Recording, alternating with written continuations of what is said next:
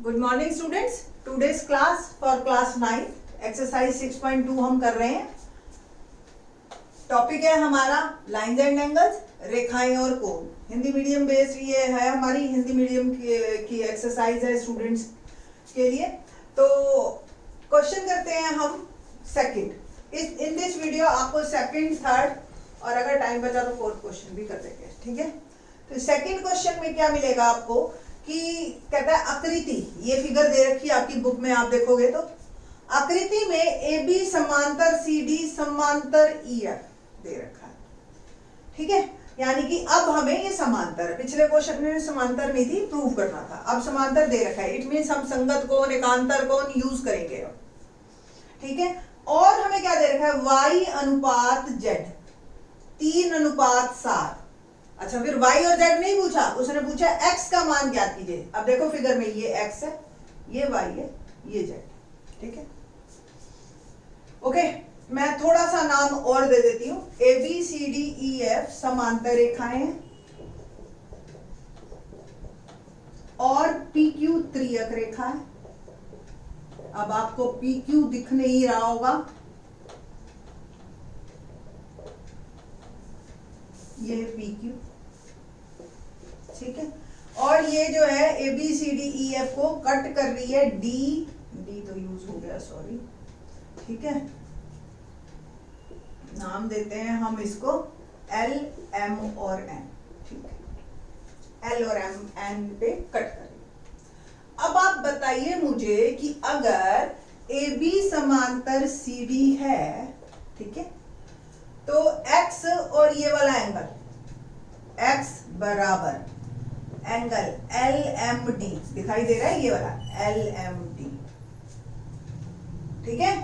क्या ये x होगा, एंगल एल एम डी, ये दोनों बराबर है। रीजन क्या बोलोगे आप इसका, देखो ये और ये एक त्रियक रेखा के लेफ्ट में, एक राइट में, है ना, और दोनों अंदर, तो दोनों कैसे हो गए, एकांतर कोण। और एकांतर कोण क्या होते हैं, बराबर होते हैं। इसलिए ये वाला, इसको मैं नाम यहां लिख रही हूं और इसको मैंने दे दिया x, ठीक है।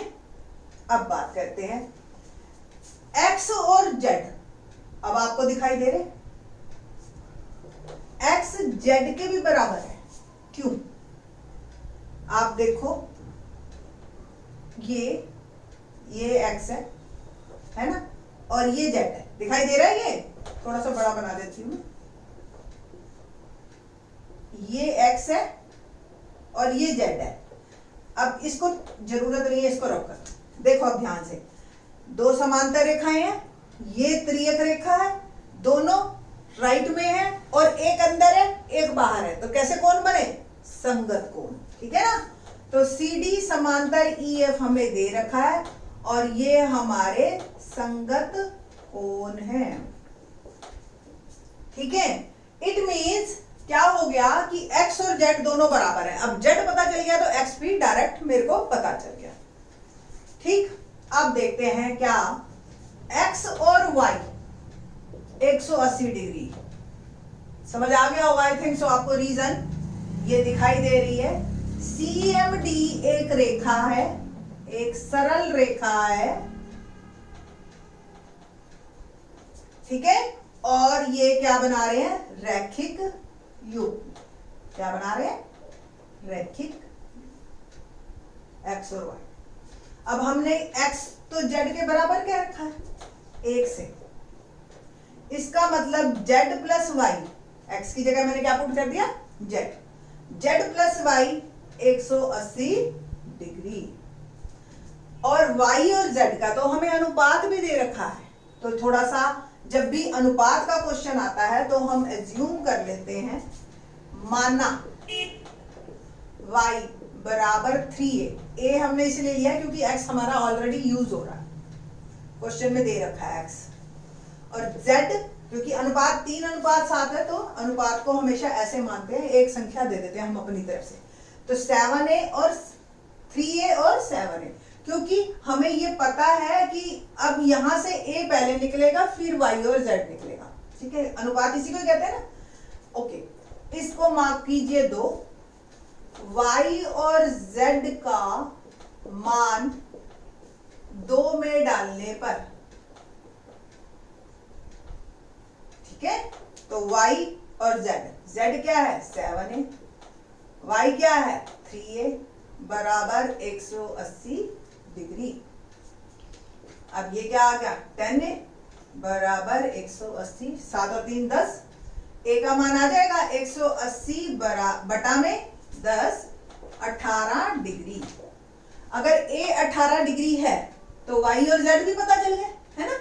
तो वाई क्या बना, वाई था 3a यानी कि 3 गुना 18 और यानी कि 54 डिग्री, और जेड 7a 3 इंटू 18, ठीक है। और आप चाहे इससे भी निकाल सकते हो, आप 180 में से माइनस कर लो 54 को तो 126 आ जाएगा, या 18 7 जा टेबल से भी आप कर सकते हो कि 18 7 जा 126, ठीक है। तो ये दोनों एंगल आ गए 54 और 126।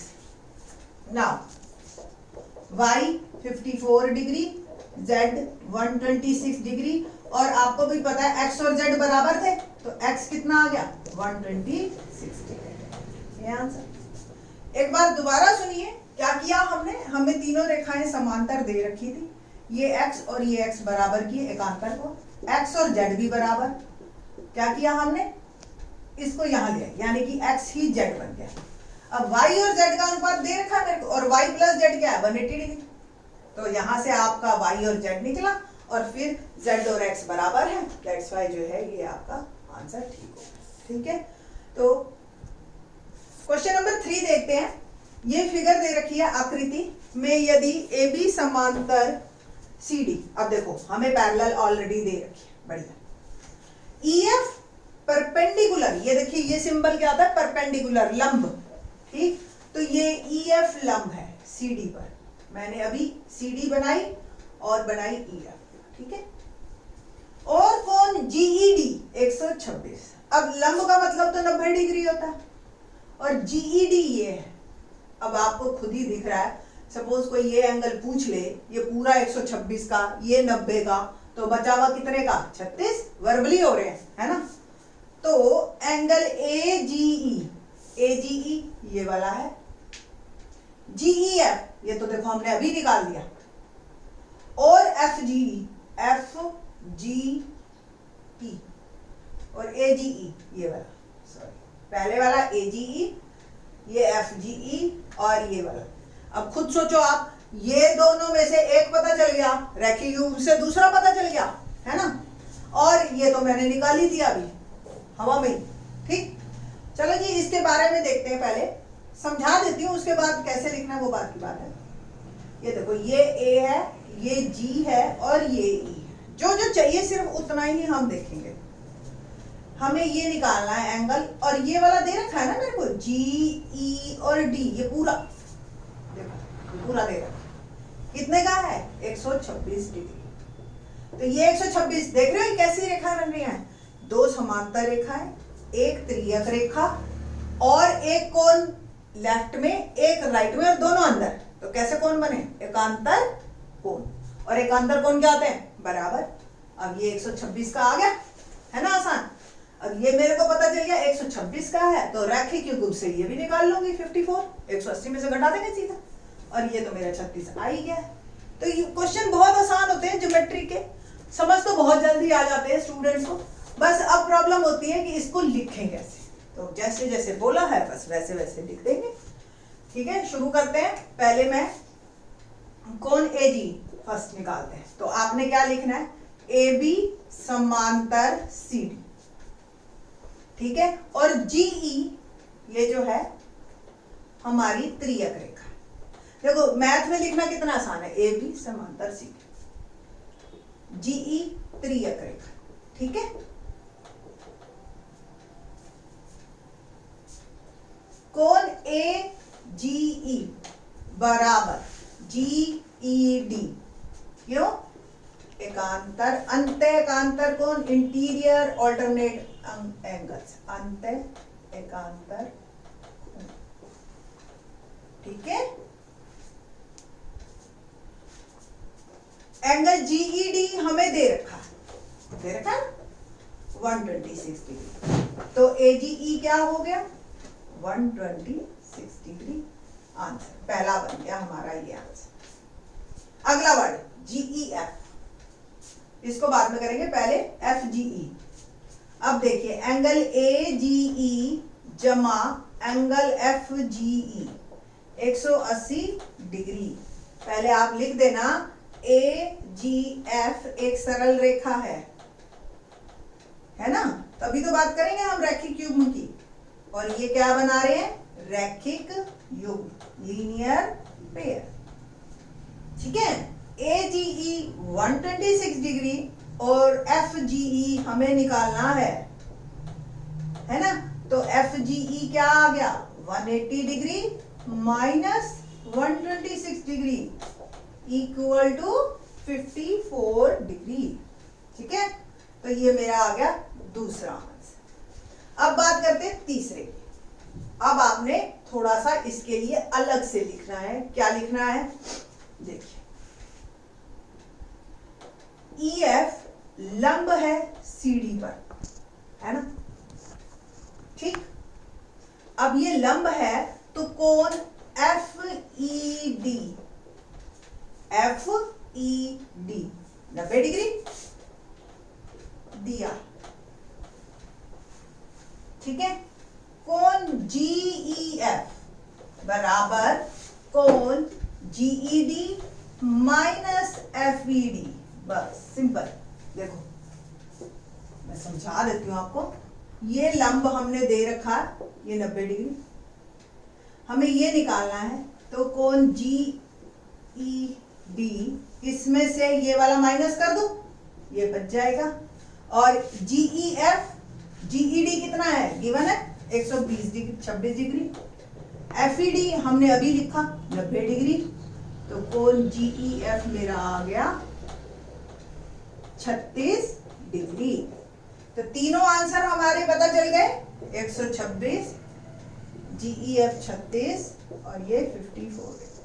बस ये तीनों आपने आंसर लिख देने हैं और आपके क्वेश्चन हो गए, है ना आसान। तो एग्जाम में आते हैं, सेकंड थर्ड में से जरूर एक पक्का आता है। बाकी के क्वेश्चन नेक्स्ट वीडियो। थैंक्स।